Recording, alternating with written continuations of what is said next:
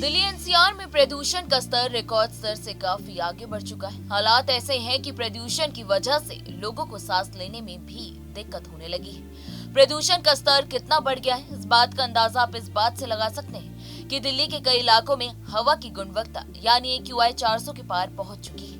हवा की लगातार खराब होती गुणवत्ता को देखते हुए CAQM ने 15 नवंबर यानी शुक्रवार से ही दिल्ली एनसीआर में ग्रैब के तीसरे चरण को लागू करने का अहम फैसला ले लिया है। दिल्ली सरकार ने स्कूलों को प्रदूषण के बढ़ते स्तर को देखते हुए 5वीं कक्षा तक के बच्चों को ऑनलाइन क्लासेस देने को कहा है। इसी के चलते दिल्ली एनसीआर में ग्रैब 3 के लागू होने पर कई प्रतिबंध भी लग जाते हैं। आइए चलिए इस वीडियो में जानते हैं कि ग्रैब 3 क्या होता है और उसके कौन से नियम हैं जिनका आपको पालन करना काफी जरूरी हो जाता है। आपको बता दें कि दिल्ली एनसीआर में वायु प्रदूषण के स्तर को कम करने के लिए ग्रैब को तैयार किया गया है। दिल्ली एनसीआर में फिलहाल ग्रैब के तीसरे चरण को लागू किया गया है। ग्रैब लागू करने का मकसद प्रदूषण के स्तर को कम करना होता है, लिहाजा इसके लागू होते ही कई तरह की एक्टिविटीज पर प्रतिबंध लग जाता है। मतलब ग्रैब 3 के लागू होने के बाद दिल्ली एनसीआर में किसी भी तरह के कंस्ट्रक्शन पर रोक लगा दी जाती है। साथ ही साथ कोई भी तोड़फोड़ और सार्वजनिक गतिविधियों पर भी प्रतिबंध लग जाता है। ग्रैब 3 में कितने फेस होते हैं? ग्रैब 1 तब लगाया जाता है जब AQI 201 से 300 यानी खराब स्थिति में पहुंच जाती है। ग्रैब 2 को लागू तब किया जाता है जब AQI 301 से 400 पर पहुंच जाता है। हवा की गुणवत्ता गंभीर रूप से खराब होने यानी AQI 401 से लेकर 450 पर ग्रैब 3 लागू किया जाता है और वहीं AQI 450 से ज्यादा होने पर ग्रैब 4 लागू किया जाता है। आइए चलिए सुनते हैं कि आखिर बढ़ते प्रदूषण के चलते पर्यावरण मंत्री गोपाल राय ने इस बारे में क्या कुछ कहा है।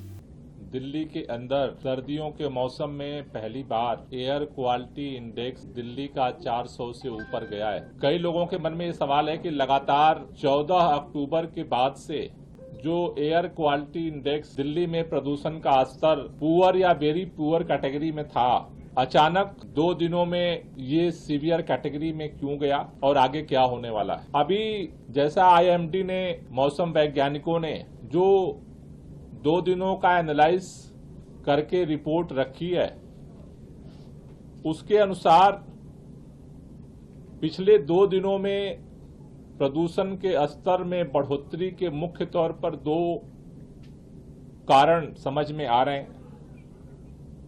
पहला, पहाड़ों पे बर्फबारी होने की वजह से दिल्ली का जो टेम्परेचर है उसमें गिरावट दर्ज की गई है और इसकी वजह से सुबह और शाम धुंध की स्थिति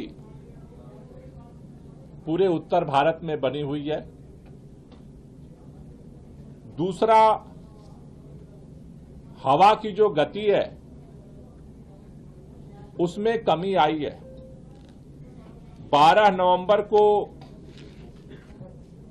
हवा की जो स्पीड थी वो 4 से 10 के बीच में थी।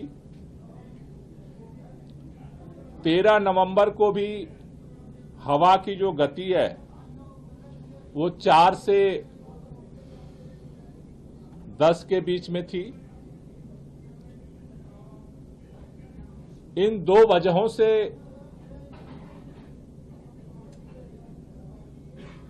प्रदूषण के स्तर में तेजी से बढ़ोतरी हुई। धुंध और टेम्परेचर डाउन होने से और हवा की गति कम होने से दिल्ली के ऊपर एक लेयर बनी है स्मॉग की, और उसकी वजह से जो प्रदूषण के कण हैं वायुमंडल में डिस्पर्स होने की वजह से वो सतह की तरह बने हुए हैं। ग्रैब 3 में रहती है कौन कौन सी पाबंदियां? BS3 पेट्रोल और BS4 डीजल 4 व्हीकल गाड़ियों पर बैन लग जाती है। दिल्ली में हल्के कमर्शियल गाड़ियां, डीजल ट्रकों की एंट्री पर रोक लग गई है। तो गैर जरूरी कंस्ट्रक्शन, तोड़फोड़ गतिविधियों पर भी रोक है। सिर्फ इमरजेंसी के लिए डीजल जनरेटर सेट पर ही इस्तेमाल किया जाएगा। धूल को दबाने के लिए सड़कों की सफाई और पानी का छिड़काव किया जाता है। तो वहीं प्राइमरी क्लास के बच्चों के लिए ऑनलाइन क्लास का ऐलान कर दिया गया है। दिल्ली में बढ़ते प्रदूषण के कारण एक बड़ा फैसला दिल्ली की मुख्यमंत्री आतिशी ने ले लिया है। उन्होंने ट्वीट कर जानकारी साझा की कि दिल्ली के सभी प्राथमिक विद्यालयों को बंद कर दिया गया है। अब इन स्कूलों में ऑनलाइन क्लासेस ही चलेंगी। मुख्यमंत्री ने कहा कि बढ़ते प्रदूषण के कारण बच्चों के स्वास्थ्य को खतरा है, इसलिए सभी प्राथमिक स्कूलों में फिलहाल ऑनलाइन पढ़ाई ही होगी। फिलहाल इस वीडियो में इतना ही। देश दुनिया की तमाम बड़ी खबरों के लिए आप हमारे साथ बने रहें और देखते रहें न्यूज नेशन। न्यूज नेशन अब व्हाट्सएप पर खबरों के ताजा अपडेट के लिए न्यूज नेशन के इस QR कोड को स्कैन करें।